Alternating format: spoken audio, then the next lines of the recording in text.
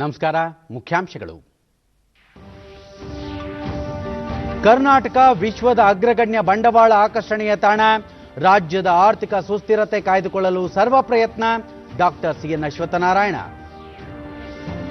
ಆತ್ಮನಿರ್ಭರ್ ಭಾರತ್ ಕನಸು ಸಾಕಾರಗೊಳಿಸಲು ಯುವಕರ ಸಹಕಾರ ಅಗತ್ಯ. ಹಸಿರು ಇಂಧನ ಉತ್ಪಾದನೆ ಬಳಕೆಗೆ ಒತ್ತು. ಪ್ರಧಾನಿ ನರೇಂದ್ರ ಮೋದಿ. ರೈತರ ಖಾತೆಗಳಿಗೆ ನೇರವಾಗಿ ಕೇಂದ್ರದಿಂದ 6,000 ರೂಪಾಯಿ ಜಮೆ. ಈವರೆಗೆ 95,000 ಕೋಟಿ ರೂಪಾಯಿ ಬಿಡುಗಡೆ. ಅಮಿತ್ ಶಾ. ಪ್ರಧಾನಮಂತ್ರಿ ಆವಾಸ್ ಯೋಜನೆಯಡಿ 1,17,000 ಮನೆಗಳ ನಿರ್ಮಾಣ. ರಾಜ್ಯದ ಸರ್ವರಿಗೂ ಸೂರು ಒದಗಿಸಲು ಸರ್ಕಾರ ಬದ್ಧ. ವಿ ಸೋಮಣ್ಣ. ವಾರ್ತೆಗಳ ವಿವರ. ಬೆಂಗಳೂರಿನಲ್ಲಿ ಆಯೋಜಿಸಿದ್ದ 3 ದಿನಗಳ ಬೆಂಗಳೂರು ಟೆಕ್ ಶೃಂಗಸಭೆಗೆ ಇಂದು ತೆರೆಬಿದ್ದಿದೆ. ಸಮಾರೋಪ ಸಮಾರಂಭದಲ್ಲಿ ಐಟಿ-ಬಿಟಿ ಸಚಿವರೂ ಆಗಿರುವ ಉಪಮುಖ್ಯಮಂತ್ರಿ ಡಾಕ್ಟರ್ ಸಿಎನ್ ಅಶ್ವತ್ಥನಾರಾಯಣ ಕೊರೋನಾ ಸಾಂಕ್ರಾಮಿಕ ರೋಗದ ಬಿಕ್ಕಟ್ಟಿನ ನಡುವೆಯೂ ದೇಶ ವಿದೇಶಗಳ ತಜ್ಞರು ತಮ್ಮ ವಿಚಾರ ವಿನಿಮಯ ಹಾಗೂ ಪರಸ್ಪರರ ದೂರದೃಷ್ಟಿ ಕುರಿತು ಪ್ರಸ್ತಾಪಿಸಲು ಶೃಂಗಸಭೆ ವೇದಿಕೆಯಾಗಿತ್ತು. ಶೃಂಗಸಭೆಯ ಮೂಲಕ ಹೊಸ ಆವಿಷ್ಕಾರಗಳತ್ತ ಬೆಳಕು ಚೆಲ್ಲಲು ಅನುಕೂಲವಾಗಿದೆ ಎಂದರು. ರಾಜ್ಯದಲ್ಲಿ ಆರ್ಥಿಕ ಸುಸ್ಥಿರತೆ ಕಾಪಾಡಿಕೊಳ್ಳುವ ಪ್ರಯತ್ನ ಈ ಮೂಲಕ ನಡೆದಿದೆ. ಬಂಡವಾಳ ಆಕರ್ಷಣೆಯ ವಿಚಾರದಲ್ಲಿ ಕರ್ನಾಟಕ ವಿಶ್ವದ ಅಗ್ರಗಣ್ಯ ಸ್ಥಾನ ಪಡೆದಿದೆ. ಮುಂಬರುವ ದಿನಗಳಲ್ಲೂ ಇದೇ ಸ್ಥಾನಮಾನವನ್ನು ಉಳಿಸಿಕೊಳ್ಳಲು ಸರ್ಕಾರ ಬದ್ಧವಾಗಿದೆ. ಕರ್ನಾಟಕದ ಬಯೋಟೆಕ್ ಆರ್ಥಿಕತೆ ಕುರಿತ 2020 ವರದಿಯಲ್ಲಿ 22.6 ಶತಕೋಟಿ ಅಮೆರಿಕನ್ ಡಾಲರ್ ಬಂಡವಾಳ ಆಕರ್ಷಿಸುವ ಗುರಿ ಹೊಂದಲಾಗಿದೆ ಎಂದು ಅಶ್ವತ್ಥನಾರಾಯಣ ತಿಳಿಸಿದರು. ಪ್ರಧಾನಿ ನರೇಂದ್ರ ಮೋದಿ ಅವರು ಶೃಂಗಸಭೆಯನ್ನು ವರ್ಚುವಲ್ ಮಾಧ್ಯಮದ ಮೂಲಕ ಉದ್ಘಾಟಿಸಿ ಸ್ಫೂರ್ತಿದಾಯಕವಾಗಿದ್ದಾರೆ. ಅದೇ ರೀತಿ ಆಸ್ಟ್ರೇಲಿಯಾದ ಪ್ರಧಾನಿ ಸ್ಕಾಟ್ ಮಾರಿಸನ್, ಸ್ವಿಸ್ ಒಕ್ಕೂಟದ ಉಪಾಧ್ಯಕ್ಷೆ ಗಾಯ್ ಪಾರ್ಲಿನ್ ಅವರು ಪಾಲ್ಗೊಂಡು ತಮ್ಮ ವಿಚಾರಧಾರೆಗಳನ್ನು ಹಂಚಿಕೊಂಡಿದ್ದಾರೆ ಎಂದರು. Karnataka's bioeconomy right now at $22.6 billion. It lays down 6 strategic recommendations to take Karnataka's share in the national bioeconomy from the current 1/3 to half in the next 5 years. Atmanirbhar Bharat ನಿರ್ಮಾಣದ ಕನಸು ಸಾಕಾರದಲ್ಲಿ ದೇಶದ ಯುವಜನತೆ ಕೈಜೋಡಿಸಬೇಕೆಂದು ಪ್ರಧಾನಿ ನರೇಂದ್ರ ಮೋದಿ ಕರೆ ನೀಡಿದ್ದಾರೆ. ಗುಜರಾತ್ನ ಪಂಡಿತ್ ದೀನ್ ದಯಾಳ್ ಉಪಾಧ್ಯಾಯ ಪೆಟ್ರೋಲಿಯಂ ವಿಶ್ವವಿದ್ಯಾಲಯದ 8ನೇ ಘಟಿಕೋತ್ಸವದಲ್ಲಿ ವರ್ಚುವಲ್ ಭಾಷಣ ಮಾಡಿದ ಅವರು, ಕೊರೋನಾ ಸಂಕಷ್ಟ ಸಮಯದಲ್ಲಿ ಆರಂಭಿಸಲಾಗಿರುವ ಆತ್ಮನಿರ್ಭರ್ ಭಾರತ್ ನಿರ್ಮಾಣದ ಸಂಕಲ್ಪ ಒಂದು ಆಂದೋಲನವಾಗಿ ರೂಪುಗೊಂಡಿದೆ. ಪ್ರತಿಯೊಬ್ಬ ಭಾರತೀಯನೂ ಸಿಪಾಯಿಯಾಗುವ ಮೂಲಕ ಈ ಆಂದೋಲನವನ್ನು ಯಶಸ್ವಿಗೊಳಿಸಿ ದೇಶವನ್ನು ಸ್ವಾವಲಂಬಿಯನ್ನಾಗಿ ಮಾಡಬೇಕೆಂದು ಹೇಳಿದರು. ಸ್ವಾತಂತ್ರ್ಯ ಸಂಗ್ರಾಮದ ವೇಳೆ ಯುವ ಸಮುದಾಯ ದೇಶಕ್ಕೆ ಸ್ವಾತಂತ್ರ್ಯ ತಂದುಕೊಡಬೇಕೆಂಬ ಏಕೈಕ ಉದ್ದೇಶದಿಂದ ಹೋರಾಟ ಮಾಡಿತು, ತ್ಯಾಗ ಬಲಿದಾನವನ್ನೂ ಮಾಡಿತು. ಇದರ ಪರಿಣಾಮ ದೇಶಕ್ಕೆ ಸ್ವಾತಂತ್ರ್ಯ ಲಭಿಸಿತು. ಪ್ರಸ್ತುತದ ಯುವ ಸಮುದಾಯಕ್ಕೆ ದೇಶಕ್ಕೆ ಸ್ವಾತಂತ್ರ್ಯ ತಂದುಕೊಡುವ ಹೋರಾಟದಲ್ಲಿ ಪಾಲ್ಗೊಳ್ಳುವ ಅವಕಾಶವಿಲ್ಲ. ಆದರೆ ಸದೃಢ ದೇಶ ನಿರ್ಮಾಣ ಮಾಡಲು ಒಂದು ಸುವರ್ಣಾವಕಾಶವಿದೆ ಎಂದು ಪ್ರಧಾನಿ ಹೇಳಿದರು. आत्मनिर्भर भारत की बड़ी ताकत बन के उभरेंगे. बीते 1.5 दशक में पीडीपीयू ने पेट्रोलियम सेक्टर के साथ साथ पूरे एनर्जी स्पेक्ट्रम और अन्य क्षेत्रों में भी अपना विस्तार किया है. ಈ ಅವಕಾಶವನ್ನು ಬಳಸಿಕೊಂಡು ದೇಶದ ಅಭಿವೃದ್ಧಿಗೆ ಪೂರಕವಾದ ರೀತಿಯಲ್ಲಿ ಕಾರ್ಯಪ್ರವೃತ್ತರಾಗಬೇಕು. ಈ ದಿಸೆಯಲ್ಲಿ ಯುವ ಪೀಳಿಗೆ ಸಕಾರಾತ್ಮಕ ಚಿಂತನೆಗಳನ್ನು ಮಾಡಬೇಕು. ಸುಸ್ಥಿರವಾದ ಪ್ರಗತಿ ಪಥದೆಡೆಗೆ ದೇಶವನ್ನು ಸಾಗುವಂತೆ ಮಾಡಬೇಕೆಂದು ಪ್ರಧಾನಿ ಕರೆ ನೀಡಿದರು. ದೇಶದ ಅಭಿವೃದ್ಧಿ ಜೊತೆಯಲ್ಲೇ ಹಸಿರು ಇಂಧನ ಉತ್ಪಾದನೆ ಮತ್ತು ಬಳಕೆಯತ್ತ ಗಮನ ಹರಿಸಬೇಕಿದೆ. ಈ ಮೂಲಕ ದೇಶವನ್ನು ವಾಯು ಮಾಲಿನ್ಯದಿಂದ ಪಾರು ಮಾಡಬೇಕಿದೆ ಎಂದು ಅಭಿಪ್ರಾಯಪಟ್ಟ ಅವರು, ದೀನ್ ದಯಾಳ್ ಉಪಾಧ್ಯಾಯ ಪೆಟ್ರೋಲಿಯಂ ವಿಶ್ವವಿದ್ಯಾಲಯದ ಹೆಸರನ್ನು ದೀನ್ ದಯಾಳ್ ಉಪಾಧ್ಯಾಯ ಇಂಧನ ವಿಶ್ವವಿದ್ಯಾಲಯ ಎಂದು ಮರು ನಾಮಕರಣ ಮಾಡಬೇಕೆಂದು ಸಲಹೆ ನೀಡಿದರು. आवश्यक हो तो परिवर्तन करके इसको सिर्फ पेट्रोलियम यूनिवर्सिटी के बजाय अच्छा होगा अब इसको हम एक एनर्जी यूनिवर्सिटी के रूप में कन्वर्ट करें उसका नाम, क्योंकि उसका रूप दायरा बहुत विस्तार होने वाला है. और आप लोगों ने इतने कम समय में जो कमाया है, जो देश को दिया है, शायद एनर्जी यूनिवर्सिटी इसका विस्तार बहुत बड़ा लाभकर्ता देश को होगा. साथियों, ಮುಂಬರುವ ದಿನಗಳಲ್ಲಿ ನೈಸರ್ಗಿಕ ಅನಿಲ ಬಳಕೆ ಪ್ರಮಾಣವನ್ನು 4 ಪಟ್ಟು ಮತ್ತು ತೈಲ ಸಂಸ್ಕರಣಾ ಸಾಮರ್ಥ್ಯವನ್ನು ದುಪ್ಪಟ್ಟು ಮಾಡಲಾಗುತ್ತದೆ ಎಂದು ತಿಳಿಸಿದ ಪ್ರಧಾನಿ, ಪರ್ಯಾಯ ಇಂಧನ ವ್ಯವಸ್ಥೆಯನ್ನು ಅಭಿವೃದ್ಧಿಪಡಿಸುವ ನಿಟ್ಟಿನಲ್ಲಿ ಸಂಶೋಧನೆ ನಡೆಸುವ ವಿದ್ಯಾರ್ಥಿ ಸಮುದಾಯವನ್ನು ಪ್ರೋತ್ಸಾಹಿಸಲು ಪ್ರತ್ಯೇಕ ನಿಧಿಯನ್ನು ಸ್ಥಾಪಿಸಲಾಗಿದೆ, ಅದರ ಸದುಪಯೋಗ ಪಡೆದುಕೊಳ್ಳಬೇಕೆಂದು ಕರೆ ನೀಡಿದರು. ಹವಾಮಾನ ಬದಲಾವಣೆ ಹಿನ್ನೆಲೆಯಲ್ಲಿ ಇಂಗಾಲದ ಹೊರಸೂಸುವಿಕೆ ಅಂಶವನ್ನು 30% 35% ಇಳಿಸುವ ಗುರಿಯೊಂದಿಗೆ ಭಾರತ ಮುಂದೆ ಸಾಗುತ್ತಿದೆ ಎಂದು ಮೋದಿ ಹೇಳಿದರು. ग्रोथ की, एंटरप्राइज स्पिरिट की, एम्प्लॉयमेंट की असीम संभावनाएं हैं. यानी आप सभी सही समय पर सही सेक्टर में पहुंचे हैं. इस दशक में सिर्फ ऑयल एंड गैस सेक्टर में ही लाखों करोड़ रुपए का निवेश होने वाला है. ಇದಕ್ಕೂ ಮುನ್ನ ಪ್ರಧಾನಿ ವಿಶ್ವವಿದ್ಯಾಲಯದ ಕ್ರೀಡಾ ಸಂಕೀರ್ಣ, ಸಂಶೋಧನಾ ಕೇಂದ್ರ, ನೀರು ಶುದ್ಧೀಕರಣ ಸಂಶೋಧನಾ ಘಟಕ, ಭಾಷಾಂತರ ಸಂಶೋಧನಾ ಕೇಂದ್ರ ಮತ್ತು ಟಿಆರ್ಇಸಿ ಯೋಜನೆಗಳಿಗೆ ಚಾಲನೆ ನೀಡಿದರು. 45 megawatt production of monocrystalline solar photovoltaic through Academia Government Partnership. This infrastructure will directly execute capacity building programs in the area of technology development, production management and finance management for solar production and will showcase benchmarking for the best practices in the domain. This facility will boost job opportunities in production sector and also increase research and innovation SMEs and MSMEs to create path-breaking technology-based products and markets, augmenting job creation and strengthening the clarion call of Vocal for Local.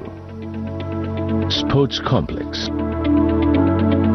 To contribute to the Swasth Bharat Abhiyan, PDPU has developed an ultra-modern sports complex to develop a healthy individual, a healthy family and ಇಂದು ವಿಶ್ವ ಮೀನುಗಾರಿಕಾ ದಿನ. ಮೀನುಗಾರಿಕೆ ಕ್ಷೇತ್ರದಲ್ಲಿ ಹೂಡಿಕೆ ಉತ್ತೇಜಿಸುವ ಮತ್ತು ಮೀನುಗಾರರ ಶ್ರೇಯೋಭಿವೃದ್ಧಿ ಉದ್ದೇಶದಿಂದ ಪ್ರತಿ ವರ್ಷ ನವೆಂಬರ್ 21ರಂದು ವಿಶ್ವ ಮೀನುಗಾರಿಕಾ ದಿನ ಆಚರಿಸಲಾಗುತ್ತದೆ. ವಿಧಾನಸೌಧದ ಬ್ಯಾಂಕ್ವೆಟ್ ಹಾಲ್ನಲ್ಲಿ ಆಯೋಜಿಸಿದ್ದ ವಿಶ್ವ ಮೀನುಗಾರಿಕಾ ದಿನಾಚರಣೆ ಹಾಗೂ ಪ್ರಧಾನಮಂತ್ರಿ ಮತ್ಸ್ಯ ಸಂಪದ ಯೋಜನೆ ಕುರಿತ ಕಾರ್ಯಾಗಾರಕ್ಕೆ ಮುಖ್ಯಮಂತ್ರಿ ಬಿಎಸ್ ಯಡಿಯೂರಪ್ಪ ಚಾಲನೆ ನೀಡಿದರು. ಬಳಿಕ ಅವರು ಮೀನುಗಾರಿಕೆ ಕುರಿತ ಕಿರುಹೊತ್ತಿಗೆ ಬಿಡುಗಡೆ ಮಾಡಿದರು. ಮೀನುಗಾರಿಕಾ ಖಾತೆ ಸಚಿವ ಕೋಟಾ ಶ್ರೀನಿವಾಸ ಪೂಜಾರಿ, ಶಾಸಕರಾದ ಕುಮಾರ್ ಬಂಗಾರಪ್ಪ, ರಘುಪತಿ ಭಟ್ ಉಪಸ್ಥಿತರಿದ್ದರು. ಬಳಿಕ ಯಡಿಯೂರಪ್ಪ ದೇಶದ ಮೀನುಗಾರಿಕಾ ಕ್ಷೇತ್ರಕ್ಕೆ ಕರ್ನಾಟಕದ ಕೊಡುಗೆ ಅನನ್ಯವಾಗಿದ್ದು 320 ಕಿಲೋಮೀಟರ್ ಕರಾವಳಿ ಪ್ರದೇಶ, 8,000 ಹೆಕ್ಟೇರ್ ಹಿನ್ನೀರು ಭಾಗವನ್ನು ರಾಜ್ಯ ಒಳಗೊಂಡಿದೆ. ಶ್ರಮಜೀವಿಗಳಾದ ಮೀನುಗಾರರ ಸಾಮಾಜಿಕ ಮತ್ತು ಆರ್ಥಿಕ ಹಿತರಕ್ಷಣೆಗೆ ಸರ್ಕಾರ ಬದ್ಧವಾಗಿದೆ ಎಂದರು. ಕರ್ನಾಟಕ ರಾಜ್ಯ 320 ಕಿಲೋಮೀಟರ್ ಉದ್ದದ ಕರಾವಳಿ ತೀರ ಹಾಗೂ 8,000 ಹೆಕ್ಟೇರ್ಗಳಿಗೂ ಹೆಚ್ಚಿನ ಹಿನ್ನೀರು ಪ್ರದೇಶದೊಂದಿಗೆ ದೇಶದ ಮೀನುಗಾರಿಕಾ ವಲಯಕ್ಕೆ ಗಣನೀಯ ಕೊಡುಗೆ ನೀಡುತ್ತಾ ಇದೆ. ಅತ್ಯಾಧುನಿಕ ತಂತ್ರಜ್ಞಾನ ಅಳವಡಿಕೆ ಮೂಲಕ ಮೀನುಗಾರರ ಸುರಕ್ಷತೆ ಹಾಗೂ ಮೀನುಗಾರಿಕೆಯಲ್ಲಿ ಆದಾಯ ಹೆಚ್ಚಳ ಮಾಡುವಂಥದ್ದು ನಮ್ಮ ಸರ್ಕಾರದ ಉದ್ದೇಶ. ಶ್ರಮಜೀವಿಗಳಾದಂತಹ ಮೀನುಗಾರರ ಆರ್ಥಿಕ ಮತ್ತು ಸಾಮಾಜಿಕ ಸ್ಥಿತಿಗತಿಗಳನ್ನು ಉತ್ತಮಪಡಿಸೋದಕ್ಕೆ ಮೀನುಗಾರರಿಗೆ ಅನೇಕ ಕಲ್ಯಾಣ ಕಾರ್ಯಕ್ರಮ ಸಹ ನಮ್ಮ ಸರ್ಕಾರ ಅನುಷ್ಠಾನಗೊಳಿಸಿದೆ. ರಾಜ್ಯದಲ್ಲಿ ನಮ್ಮ ಸರ್ಕಾರ ಅಸ್ತಿತ್ವಕ್ಕೆ ಬಂದ ತಕ್ಷಣ ಮೀನುಗಾರರಿಗೆ ಸುಮಾರು 60ಕ್ಕೂ ಹೆಚ್ಚು ಕೋಟಿ ಸಾಲ ಮನ್ನಾ ಮಾಡಲಾಗುತ್ತದೆ. ಅವರಿಗೆಲ್ಲ ದಾಖಲೆ ಪತ್ರಗಳನ್ನು ನೀಡ್ತಾ ಇದ್ದೇವೆ. 2020-21ನೇ ಸಾಲ ಆಯವ್ಯಯದಲ್ಲಿ ಮೀನುಗಾರಿಕಾ ಅಭಿವೃದ್ಧಿಗಾಗಿ 251.57 ಕೋಟಿ ಒದಗಿಸಿ ಈ ಪೈಕಿ ಕೇಂದ್ರ ಪುರಸ್ಕೃತ ಯೋಜನೆಗೆ ಒಟ್ಟು 200 ಕೋಟಿ ವೆಚ್ಚದಲ್ಲಿ ಮೂಲಸೌಕರ್ಯಗಳನ್ನು ಅಭಿವೃದ್ಧಿಪಡಿಸುವುದಕ್ಕೆ ಅವಕಾಶ ಕಲ್ಪಿಸಲಾಗಿದೆ. ಮುಖ್ಯಮಂತ್ರಿಗಳಾಗಿ ಕೋಟಾ ಶ್ರೀನಿವಾಸ ಪೂಜಾರಿ, ತಮ್ಮ ಸರ್ಕಾರ ಮೀನುಗಾರರು ಶ್ರಮಿಕರ ಅಭಿವೃದ್ಧಿಗೆ ಹಲವು ಯೋಜನೆಗಳನ್ನು ಜಾರಿಗೊಳಿಸಿದೆ. ಸುಮಾರು 23,000 ಮೀನುಗಾರರ 61 ಕೋಟಿ ರೂಪಾಯಿ ಸಾಲ ಮನ್ನಾ ಮಾಡಲಾಗಿದೆ. ಹೆಜಮಾಡಿಯಲ್ಲಿ ಬಂದರು ನಿರ್ಮಾಣಕ್ಕೆ 181 ಕೋಟಿ ರೂಪಾಯಿ ಒದಗಿಸಿದ್ದು ಇದರಿಂದ ಮೀನುಗಾರರ ಅಭಿವೃದ್ಧಿಗೆ ಅನುಕೂಲವಾಗಲಿದೆ ಎಂದು ಹೇಳಿದರು. 61 ಕೋಟಿ ರೂಪಾಯಿ ಸಾಲವನ್ನು ಮನ್ನಾ ಮಾಡಿ ಘೋಷಣೆ ಮಾಡಿದೆ. 181 ಕೋಟಿ ರೂಪಾಯಿನ ಸಚಿವ ಸಂಪುಟಕ್ಕೆ ತೆಗೆದುಕೊಂಡು ಬಂದು ಅದಕ್ಕೆ ಬೇಕಾದಂತ ಮಂಜೂರಾತಿಯನ್ನು ಕೊಟ್ಟು ಇವತ್ತು ಕೊನೆ ದಿವಸ ಟೆಂಡರಿಗೆ, ಇವತ್ತಿನ ಕೊನೆ ದಿವಸ ಟೆಂಡರಿಗಾಗಿ ಇನ್ನೊಂದು 15 ದಿವಸದಲ್ಲಿ ಅದಕ್ಕೆ ಶಿಲಾನ್ಯಾಸ ಮಾಡುವಂತ ಸುಯೋಗ ನಮಗೆ ಯಡಿಯೂರಪ್ಪನವರು ವಹಿಸಿಕೊಟ್ಟಿದ್ದಾರೆ, ಮಾಡಿಕೊಂಡಿದ್ದಾರೆ ಅಂತ ಹೇಳಿಕ್ಕೆ ನನಗೆ ಅತ್ಯಂತ ಸಂತೋಷ ಆಗುತ್ತೆ, ಸಮಾಧಾನ ಆಗುತ್ತೆ. ದೆಹಲಿಯ ಎನ್ಎಸಿಸಿ ಸಂಕೀರ್ಣದಲ್ಲಿಂದು ಮೀನುಗಾರಿಕೆ, ಪಶುಸಂಗೋಪನೆ ಮತ್ತು ಡೇರಿ ಸಚಿವಾಲಯದಿಂದ ಕಾರ್ಯಕ್ರಮ ಆಯೋಜಿಸಲಾಗಿತ್ತು. ಇದೇ ಮೊದಲ ಬಾರಿಗೆ ಕೇಂದ್ರ ಸರ್ಕಾರದಿಂದ 2019-20 ಸಾಲಿನಲ್ಲಿ ಮೀನುಗಾರಿಕಾ ಕ್ಷೇತ್ರದಲ್ಲಿ ಉತ್ತಮ ಸಾಧನೆ ಮಾಡಿದ ರಾಜ್ಯಗಳಿಗೆ ಪುರಸ್ಕಾರ ನೀಡಿ ಗೌರವಿಸಲಾಯಿತು. ಈ ಸಾಲಿನ ಸೆಪ್ಟೆಂಬರ್ 10ರಂದು ಪ್ರಧಾನಮಂತ್ರಿ ನರೇಂದ್ರ ಮೋದಿ ಅವರು ಪ್ರಧಾನಮಂತ್ರಿ ಮತ್ಸ್ಯ ಸಂಪದ ಯೋಜನೆಯನ್ನು ಜಾರಿಗೊಳಿಸಿದ್ದರು. 2020-21ರಿಂದ 2024-25ರವರೆಗೆ ಒಟ್ಟು 5 ವರ್ಷಗಳ ಅವಧಿಗಾಗಿ 20,050 ಕೋಟಿ ರೂಪಾಯಿಯನ್ನು ಈ ಯೋಜನೆಯಲ್ಲಿ ಹೂಡಿಕೆ ಮಾಡಲಾಗಿದೆ.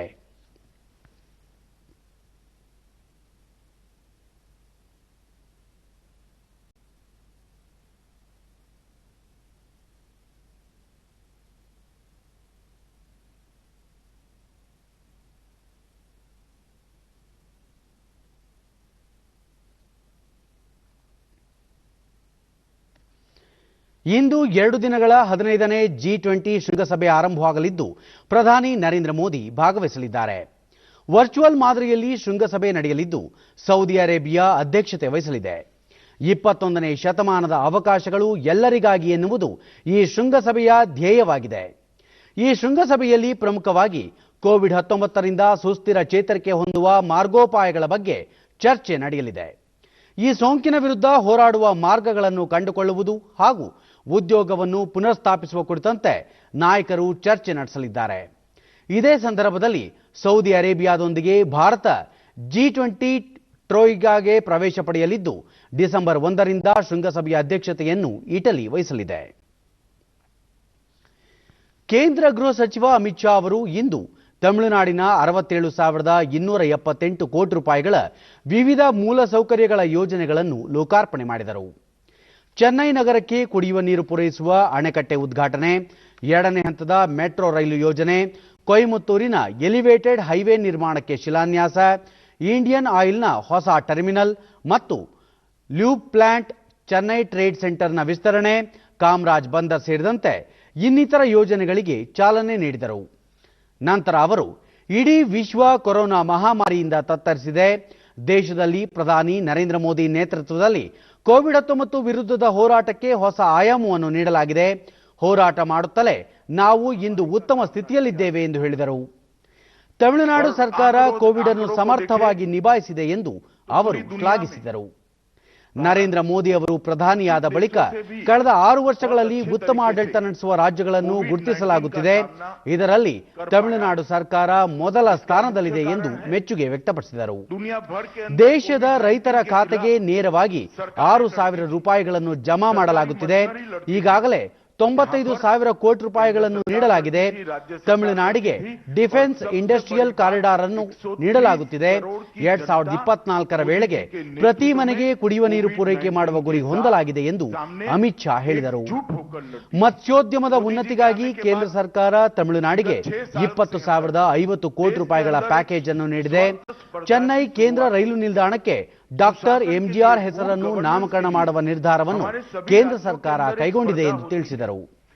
ಕಾಂಗ್ರೆಸ್ ಮತ್ತು ಡಿಎಂಕೆ ಮಿತ್ರ ಪಕ್ಷಗಳ ಅವಧಿಯಲ್ಲಿ 2G ಸ್ಪೆಕ್ಟ್ರಮ್ನಂತಹ ಲಕ್ಷಾಂತರ ಕೋಟಿ ರೂಪಾಯಿಗಳ ಹಗರಣ ನಡೆದಿದೆ. ಹೀಗಾಗಿ ಆ ಪಕ್ಷಗಳಿಗೆ ಭ್ರಷ್ಟಾಚಾರದ ಬಗ್ಗೆ ಮಾತನಾಡುವ ಯಾವುದೇ ಅರ್ಹತೆ ಇಲ್ಲ ಎಂದು ಅಮಿತ್ ಶಾ ಟೀಕಿಸಿದರು. सुशासन में, गुड गवर्नेंस में तमिलनाडु का पहला नंबर दिया गया है. जल संरक्षण और जल वितरण इसके क्षेत्र में राष्ट्रीय जल पुरस्कारों के तहत सर्वश्रेष्ठ राज्य इस साल इसमें भी तमिलनाडु को ही स्थान मिला है.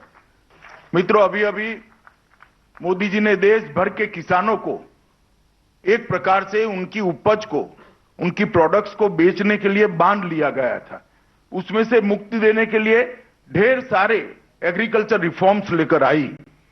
मैं तमिलनाडु सरकार को अभिनंदन देना चाहता हूं कि तमिलनाडु सरकार ने डटकर एग्रीकल्चर रिफॉर्म्स का समर्थन किया है और तमिलनाडु के किसानों के लिए ये बहुत बड़ी उपलब्धि है और आने वाले दिनों में देश के साथ तमिलनाडु का किसान भी ये सारे रिफॉर्म्स का फायदा प्राप्त करेगा, इसका मुझे विश्वास है।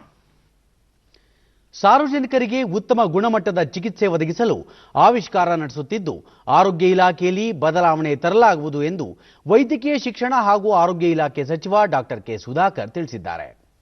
ಬೆಳಗಾವಿ ವಿಮಾನ ನಿಲ್ದಾಣದಲ್ಲಿಂದು ಸುದ್ದಿಗಾರರೊಂದಿಗೆ ಅವರು ಸರ್ಕಾರ ಕೊರೋನಾಗೆ ಲಸಿಕೆ ಕಂಡುಹಿಡಿದಿಲ್ಲ, ಆದರೆ ಆರೋಗ್ಯ ಇಲಾಖೆಯಲ್ಲಿ ಸಾಕಷ್ಟು ಸುಧಾರಣೆ ತರುವುದರ ಜೊತೆಗೆ 108 ಆಂಬ್ಯುಲೆನ್ಸ್ ಕೇವಲ 15 ನಿಮಿಷದಲ್ಲಿ ರೋಗಿಯ ಮನೆ ಬಾಗಿಲಿಗೆ ತಲುಪುವ ವ್ಯವಸ್ಥೆ ಮಾಡಲಾಗುವುದು. ಕೆಲ ಆವಿಷ್ಕಾರಗಳು ತಯಾರಿ ಹಂತದಲ್ಲಿದ್ದು ಶೀಘ್ರದಲ್ಲೇ ಅವುಗಳನ್ನು ಕಾರ್ಯರೂಪಕ್ಕೆ ತರುವುದಾಗಿ ಹೇಳಿದರು. ಕೋವಿಡ್-19ಕ್ಕೆ ಲಸಿಕೆ ಕಂಡುಹಿಡಿಯಲು ಕೇಂದ್ರ ಸರ್ಕಾರ ಜಾಗತಿಕ ಮಟ್ಟದಲ್ಲಿ ಪ್ರಯತ್ನ ನಡೆಸುತ್ತಿದೆ. ವಿಶ್ವ ಆರೋಗ್ಯ ಸಂಸ್ಥೆಯ ಅಧಿಕೃತ ಪ್ರಕಟಣೆಯ ನಂತರ ಲಸಿಕೆ ಲಭ್ಯವಾಗಲಿದ್ದು ನಂತರ ರಾಜ್ಯದ ಎಲ್ಲಾ ಜಿಲ್ಲೆಗಳಿಗೂ ಏಕಕಾಲಕ್ಕೆ ಲಸಿಕೆ ಒದಗಿಸಲಾಗುವುದು ಎಂದು ಸಚಿವರು ತಿಳಿಸಿದರು. ಒಡಂಬಡಿಕೆ ಕೂಡ ಮಾಡಿಕೊಂಡಿದ್ದಾರೆ. ಹಾಗಾಗಿ ಯಾವ ಒಂದು ಕಂಪನಿ WHO ಅಧಿಕೃತ ಅಂತ ಘೋಷಣೆ ಮಾಡ್ತಾರೆ, ಖಂಡಿತವಾಗಿಯೂ ಭಾರತ ದೇಶದಲ್ಲಿ ಕೂಡ ಅದು ದೊಡ್ಡ ಮಟ್ಟದಲ್ಲಿ ಲಸಿಕೆ ಸಿಕ್ಕುವಂತ ಕೆಲಸ ಆಗುತ್ತೆ. ನಂತರ ವೈದ್ಯಕೀಯ ವಿಜ್ಞಾನ ಸಂಸ್ಥೆಯ ನೂತನ ಕಟ್ಟಡ ಉದ್ಘಾಟನೆ ಸೇರಿದಂತೆ ವಿವಿಧ ಕಾಮಗಾರಿಗಳಿಗೆ ಡಾಕ್ಟರ್ ಕೆ ಸುಧಾಕರ್ ಚಾಲನೆ ನೀಡಿ ಆಧುನಿಕ ವೈದ್ಯಕೀಯ ಉಪಕರಣಗಳನ್ನು ಪರಿಶೀಲಿಸಿದರು. ಜಿಲ್ಲಾಸ್ಪತ್ರೆಯ ಕೋವಿಡ್ ಚಿಕಿತ್ಸಾ ಕೇಂದ್ರಕ್ಕೆ ಭೇಟಿ ನೀಡಿ ರೋಗಿಗಳ ಆರೋಗ್ಯ ವಿಚಾರಣೆ ನಡೆಸಿದರು. ಶಾಸಕ ಅನಿಲ್ ಬೆನಕ, ಜಿಲ್ಲಾಧಿಕಾರಿ ಎಂಜಿ ಹಿರೇಮಠ ಮತ್ತಿತರ ಅಧಿಕಾರಿಗಳು ಉಪಸ್ಥಿತರಿದ್ದರು.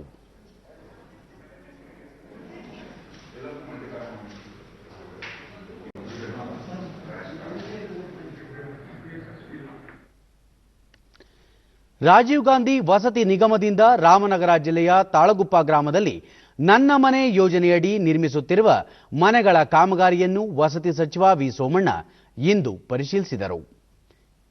ಸಂಸದ ಡಿಕೆ ಸುರೇಶ್, ಶಾಸಕ ಎ ಮಂಜು, ನಿಗಮದ ವ್ಯವಸ್ಥಾಪಕ ನಿರ್ದೇಶಕ ರಾಮ್ ಪ್ರಸಾದ್ ಮನೋಹರ್, ಜಿಲ್ಲಾಧಿಕಾರಿ ಎಂಎಸ್ ಅರ್ಚನಾ ಉಪಸ್ಥಿತರಿದ್ದರು.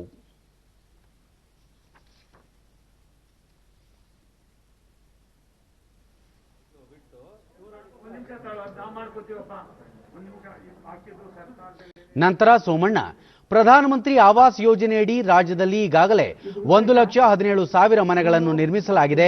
ಇದೇ ಯೋಜನೆಯಡಿ ರಾಮನಗರ ಜಿಲ್ಲೆಯಲ್ಲಿ 4,600 ಮನೆಗಳ ನಿರ್ಮಾಣ ಕೈಗೆತ್ತಿಕೊಂಡಿದ್ದು ಹಂತ ಹಂತವಾಗಿ ಪೂರ್ಣಗೊಳಿಸಲು ಉದ್ದೇಶಿಸಲಾಗಿದೆ. ಈ ಕಾಮಗಾರಿಗಳಿಗೆ ಅಗತ್ಯವಿರುವ ಹಣ ಒದಗಿಸಲು ಜಿಲ್ಲಾಧಿಕಾರಿಗಳಿಗೆ ಸೂಚಿಸಲಾಗಿದೆ ಎಂದರು. ಸರ್ವರಿಗೂ ಸೂರು ಒದಗಿಸಬೇಕೆಂಬ ಪ್ರಧಾನಿಯವರ ಆಶಯದಂತೆ ರಾಜ್ಯದಲ್ಲಿ ಸೂರು ಒದಗಿಸಲು ಸರ್ಕಾರ ಎಲ್ಲಾ ರೀತಿಯ ಕ್ರಮಗಳನ್ನು ಕೈಗೊಳ್ಳುತ್ತಿದೆ ಎಂದು ಸಚಿವರು ತಿಳಿಸಿದರು.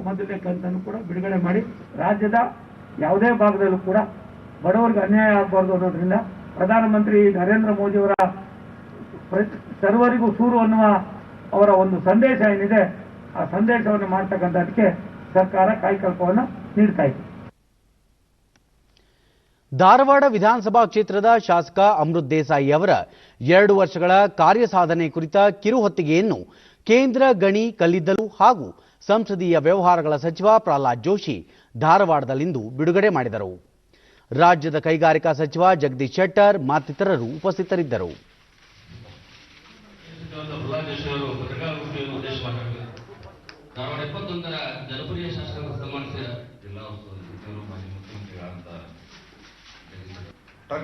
ನಂತರ ಪ್ರಹ್ಲಾದ್ ಜೋಶಿ ಜಮ್ಮು ಮತ್ತು ಕಾಶ್ಮೀರಕ್ಕೆ ಸಂವಿಧಾನದ 370ನೇ ವಿಧಿ ಅಡಿಯಲ್ಲಿ ಕಲ್ಪಿಸಲಾಗಿದ್ದ ವಿಶೇಷ ಸ್ಥಾನಮಾನವನ್ನು ಈಗಾಗಲೇ ರದ್ದುಪಡಿಸಿದ್ದು ಅದನ್ನು ಪುನರ್ ಸ್ಥಾಪಿಸುವ ಕುರಿತು ಹೋರಾಟ ನಡೆಸುತ್ತಿರುವ ಆ ರಾಜ್ಯದ ಮಾಜಿ ಮುಖ್ಯಮಂತ್ರಿಗಳಾದ ಫಾರೂಕ್ ಅಬ್ದುಲ್ಲಾ ಮತ್ತು ಮೆಹಬೂಬಾ ಮುಫ್ತಿ ನೇತೃತ್ವದ ಗುಪ್ಕಾರ್ ಗುಂಪಿನ ಕುರಿತಂತೆ ಕಾಂಗ್ರೆಸ್ ನಿಲುವು ಏನು ಎಂಬುದನ್ನು ಸ್ಪಷ್ಟಪಡಿಸಬೇಕು ಎಂದು ಒತ್ತಾಯಿಸಿದರು.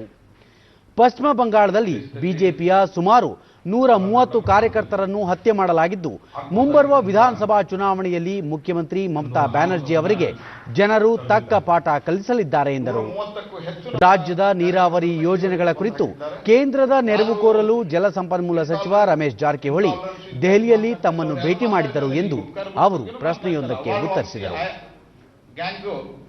ಅವಾರ್ಡ್ ಆಫೀಸ್ ಗ್ಯಾಂಗ್ಗೂ ನಾ ಕೇಳ್ತೀನಿ, ಯಾರ್ಯಾರು ಅವಾರ್ಡ್ ವಾಪಸ್ ಕೊಟ್ಟಿದ್ರಲ್ಲ, ನಿಮ್ಗೇನಾದರೂ ಸ್ವಲ್ಪ ಆದರೂ ಆತ್ಮ ಸಾಕ್ಷಿ ಅನ್ನೋದಿದ್ರೆ ಇವತ್ತು ಗುಪ್ಕಾಲ್ ಗ್ಯಾಂಗ್ ಮಾಡ್ತಾ ಇರೋದಕ್ಕೆ ಮತ್ತು ವೆಸ್ಟ್ ಬೆಂಗಾಲ್ದಲ್ಲಿ ಆಗ್ತಾ ಇರೋದಕ್ಕೆ ನೀವು ಇದನ್ನ ಖಂಡನೆ ಮಾಡಿ. ಜಾರಕಿಹೊಳಿ ಅವರು ನನ್ನ ಹತ್ರ ಬಂದಿದ್ದು ಕೇವಲ ಮತ್ತು ಕೇವಲ ನಮ್ಮ 3-4 ಪ್ರಮುಖವಾದಂತಹ ನೀರಾವರಿ ಯೋಜನೆಗಳ ಬಗ್ಗೆ ಭಾರತ ಸರ್ಕಾರ ಸಹಾಯ ಕೇಳಲಿಕ್ಕೆ ಬಂದಿದ್ದರು. ಅಷ್ಟನ್ನೇ ನಾವು ಮಾಡಿದ್ದೇವೆ. ಕಾಶ್ಮೀರದಲ್ಲಿ ಈ ತಿಂಗಳ 25 ಮತ್ತು 26ರಂದು ಗುಜರಾತಿನ ಸರ್ದಾರ್ ವಲ್ಲಭಭಾಯ್ ಪಟೇಲ್ ಸ್ಮಾರಕ ಭವನದಲ್ಲಿ ಎಲ್ಲಾ ರಾಜ್ಯಗಳ ವಿಧಾನಮಂಡಲದ ಸಭಾಧ್ಯಕ್ಷರು ಮತ್ತು ಸಭಾಪತಿಗಳ ಸಮ್ಮೇಳನ ನಡೆಯಲಿದೆ. ದೆಹಲಿಯಲ್ಲಿ ಈ ವಿಷಯ ತಿಳಿಸಿರುವ ಲೋಕಸಭಾಧ್ಯಕ್ಷ ಓಂ ಬಿರ್ಲಾ 2 ದಿನಗಳ ಈ ಸಮ್ಮೇಳನವನ್ನು ರಾಷ್ಟ್ರಪತಿ ರಾಮನಾಥ್ ಕೋವಿಂದ್ ಉದ್ಘಾಟನೆ ಮಾಡಲಿದ್ದಾರೆ. ಈ ವೇಳೆ ರಾಜ್ಯಸಭೆಯ ಸಭಾಪತಿಯೂ ಆಗಿರುವ ಉಪರಾಷ್ಟ್ರಪತಿ ಎಂ ವೆಂಕಯ್ಯ ನಾಯ್ಡು ಹಾಜರಿರಲಿದ್ದಾರೆ ಎಂದರು. ನಮ್ಮ ಸಂವಿಧಾನ ಇಡೀ ವಿಶ್ವಕ್ಕೆ ಮಾದರಿಯಾಗಿದೆ. ಸಮಾಜದ ಎಲ್ಲ ವರ್ಗದ ಶ್ರೇಯೋಭಿವೃದ್ಧಿಯನ್ನು ಗಮನದಲ್ಲಿಟ್ಟುಕೊಂಡು ಮಹಾತ್ಮರು ಸೇರಿ ಇದನ್ನು ರಚಿಸಿದ್ದಾರೆ. ಈ ನಮ್ಮ ಸಂವಿಧಾನವನ್ನು ಮತ್ತಷ್ಟು ಸಶಕ್ತಗೊಳಿಸುವುದು ದೇಶದ ಜನರ ಆಶೋತ್ತರಗಳನ್ನು ಪೂರೈಸುವ ನಿಟ್ಟಿನಲ್ಲಿ ಇಡಬೇಕಾದ ದಿಟ್ಟ ಹೆಜ್ಜೆಗಳು ಸೇರಿದಂತೆ ಇನ್ನೂ ಹಲವಾರು ವಿಚಾರಗಳ ಬಗ್ಗೆ ಈ ಸಮ್ಮೇಳನದಲ್ಲಿ ವಿಸ್ತೃತ ಚರ್ಚೆ ನಡೆಸಲಾಗುತ್ತದೆ ಎಂದು ಅವರು ತಿಳಿಸಿದರು. ಕೊರೋನಾ ಸಂಕಷ್ಟದ ಪರಿಸ್ಥಿತಿಯಲ್ಲಿ ನಡೆಯುತ್ತಿರುವ ಈ ಸಮ್ಮೇಳನದಲ್ಲಿ ಎಲ್ಲಾ ರೀತಿಯ ಸುರಕ್ಷತಾ ಕ್ರಮಗಳನ್ನು ಕೈಗೊಳ್ಳಲಾಗುತ್ತಿದೆ. ನವೆಂಬರ್ 26ರಂದು ಸಮಾರೋಪ ಸಮಾರಂಭವನ್ನು ಉದ್ದೇಶಿಸಿ ಪ್ರಧಾನಿ ನರೇಂದ್ರ ಮೋದಿ ಅವರು ಭಾಷಣ ಮಾಡಲಿದ್ದಾರೆ ಎಂದು ಅವರು ಹೇಳಿದರು.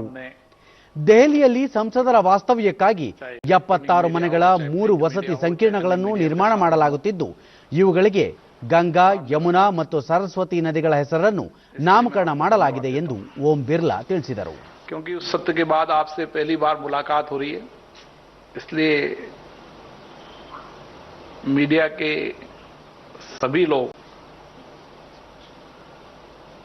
का जो सत्र में सहयोग रहा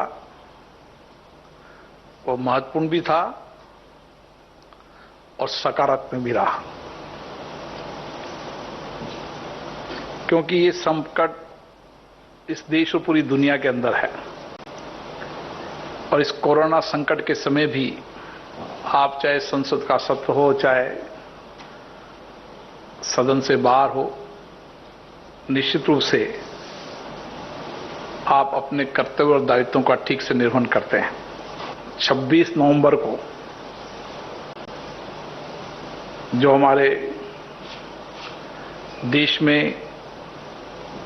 संविधान दिवस के रूप में मनाया जाता है और इस संकल्प के साथ मनाया जाता है कि जिन महान विभूतियों ने इस संविधान को बनाने में अपनी महत्वपूर्ण भूमिका निभाई, वह आज हमारे संपूर्ण देश के लिए पथ प्रदर्शक की भूमिका निभाता है. ಪ್ಯಾರಿಸ್ ಒಪ್ಪಂದದಡಿಯಲ್ಲಿ G20 ದೇಶಗಳ ಪೈಕಿ ಭಾರತ 2 ಡಿಗ್ರಿ ಸೆಲ್ಸಿಯಸ್ ಗುರಿಯನ್ನು ಸಾಧಿಸಿದ ಏಕೈಕ ದೇಶವಾಗಿದೆ ಎಂದು ಕೇಂದ್ರ ಪರಿಸರ, ಅರಣ್ಯ ಮತ್ತು ಹವಾಮಾನ ಬದಲಾವಣೆ ಸಚಿವ ಪ್ರಕಾಶ್ ಜಾವಡೇಕರ್ ಹರ್ಷ ವ್ಯಕ್ತಪಡಿಸಿದ್ದಾರೆ. ಈ ಬಗ್ಗೆ ಟ್ವೀಟ್ ಮಾಡಿರುವ ಅವರು, ಹವಾಮಾನ ಬದಲಾವಣೆ ವಿಚಾರದಲ್ಲಿ ಭಾರತದ ಬಗ್ಗೆ ಮೆಚ್ಚುಗೆಯ ಮಾತುಗಳು ಕೇಳಿಬರುತ್ತಿವೆ ಎಂದು ಹೇಳಿದ್ದಾರೆ. 2100ರ ವೇಳೆಗೆ ಕೈಗಾರಿಕಾ ಪೂರ್ವ ಮಟ್ಟದಿಂದ ಜಾಗತಿಕ ತಾಪಮಾನವನ್ನು 2 ಡಿಗ್ರಿ ಸೆಲ್ಸಿಯಸ್ಗಿಂತ ಕಡಿಮೆ ಮಾಡುವ ಗುರಿ ಹೊಂದಲಾಗಿದೆ ಎಂದು ಅವರು ತಿಳಿಸಿದ್ದಾರೆ. ನಮ್ಮ ಸೂಪರ್ ಕಂಪ್ಯೂಟರ್ ಪರಂ ಸಿದ್ಧಿ ವಿಶ್ವದ ಅತ್ಯಂತ ಶಕ್ತಿಶಾಲಿ ಎಐ ಆಧಾರಿತ ಸೂಪರ್ ಕಂಪ್ಯೂಟರ್ ಎಂಬ ಹೆಗ್ಗಳಿಕೆಗೆ ಪಾತ್ರವಾಗಿರುವುದಕ್ಕೆ ಕೇಂದ್ರ ವಾರ್ತಾ ಮತ್ತು ಪ್ರಸಾರ ಖಾತೆ ಸಚಿವ ಪ್ರಕಾಶ್ ಜಾವಡೇಕರ್ ಸಂತಸ ವ್ಯಕ್ತಪಡಿಸಿದ್ದಾರೆ. ಈ ಸಂಬಂಧ ಟ್ವೀಟ್ ಮಾಡಿರುವ ಅವರು, ಪ್ರಧಾನಿ ನರೇಂದ್ರ ಮೋದಿ ಅವರ ನಾಯಕತ್ವದಲ್ಲಿ ದೇಶದಲ್ಲಿ ಎಐ ತಂತ್ರಜ್ಞಾನ ಪ್ರಗತಿ ಪಥದೆಡೆಗೆ ಸಾಗುತ್ತಿದೆ. ಈ ನಿಟ್ಟಿನಲ್ಲಿ ಸಿದ್ಧಿ ಸೂಪರ್ ಕಂಪ್ಯೂಟರ್ ದೇಶದ ವಿವಿಧ ಕ್ಷೇತ್ರಗಳಿಗೆ ಸಾಕಷ್ಟು ಪ್ರಯೋಜನವನ್ನು ತಂದುಕೊಡಲಿದೆ ಎಂದು ಹೇಳಿದ್ದಾರೆ.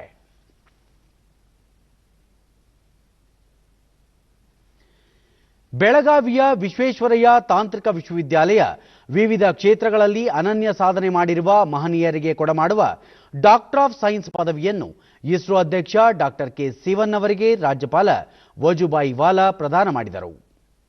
ರಾಜಭವನದಲ್ಲಿಂದು ನಡೆದ ಸರಳ ಸಮಾರಂಭದಲ್ಲಿ ಉಪಮುಖ್ಯಮಂತ್ರಿ ಡಾಕ್ಟರ್ ಸಿಎನ್ ಅಶ್ವತ್ಥನಾರಾಯಣ, ವಿಶ್ವವಿದ್ಯಾಲಯದ ಕುಲಪತಿ ಪ್ರೊಫೆಸರ್ ಕರಿಸಿದ್ದಪ್ಪ ಮತ್ತಿತರ ಗಣ್ಯರು ಉಪಸ್ಥಿತರಿದ್ದರು.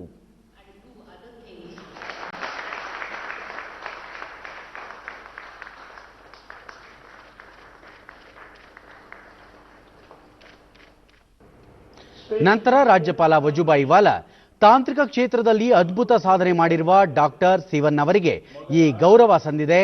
ಬಾಹ್ಯಾಕಾಶ ತಂತ್ರಜ್ಞಾನ ಕ್ಷೇತ್ರದಲ್ಲಿ ಇಸ್ರೋ ಇಡೀ ವಿಶ್ವದಲ್ಲೇ ಪ್ರಶಂಸನೀಯ ಸೇವೆ ಮಾಡಿದೆ. ಸುನಾಮಿಯಂತಹ ಪ್ರಾಕೃತಿಕ ವಿಕೋಪಗಳ ಬಗ್ಗೆ ಮೊದಲೇ ತಿಳಿಯುವಂತಹ ಆವಿಷ್ಕಾರಗಳು ತಂತ್ರಜ್ಞಾನ ಮತ್ತು ವಿಜ್ಞಾನ ಕ್ಷೇತ್ರಗಳಲ್ಲಿ ನಡೆದಿವೆ ಎಂದರು. मगर इसरो ने 204 से 204 उससे भी ज्यादा वो सक्सेसफुली उपग्रह अवकाश में पुटअप किया. सारे विश्व में आज किसी ने भी ऐसा कार्य नहीं किया था. ಡಾಕ್ಟರ್ ಸಿಎನ್ ಅಶ್ವತ್ಥನಾರಾಯಣ ಬಾಹ್ಯಾಕಾಶ ತಂತ್ರಜ್ಞಾನ ಕಾರ್ಯಕ್ರಮಗಳಿಗೆ ಡಾಕ್ಟರ್ ಸಿವನ್ ನೀಡಿರುವ ಕೊಡುಗೆ ಅಪಾರವಾದದ್ದು. ದೇಶದ ಪ್ರಗತಿ ಕುರಿತು ಅವರಿಗಿರುವ ಬದ್ಧತೆ ಶ್ಲಾಘನೀಯ ಎಂದರು. Level where is been inspiration for the entire country and for the entire world. How a person from a humble beginning can rise to such a level. Being a farmer son and with a agriculture background, studying in a Tamil medium in Kanyakumari, his determination and grit has taken him to this level.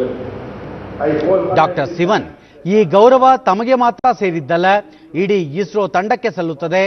ಬಾಹ್ಯಾಕಾಶ ತಂತ್ರಜ್ಞಾನದಿಂದ ಇತ್ತೀಚಿನ ದಿನಗಳಲ್ಲಿ ಜನಸಾಮಾನ್ಯರಿಗೆ ಪ್ರಯೋಜನವಾಗುವ ರೀತಿಯಲ್ಲಿ ಸಂಪರ್ಕ, banking, ATM ಸೇರಿದಂತೆ ವಿವಿಧ ಸೇವೆಗಳನ್ನು ಒದಗಿಸಲಾಗುತ್ತಿದೆ ಎಂದರು. The space technology in recent times has emerged as a tool to empower common man by supporting communication, DTH, ATM, banking and many other services. This empowerment is extremely important for our country because we are seeing that an empowered citizen becomes a highly productive citizen.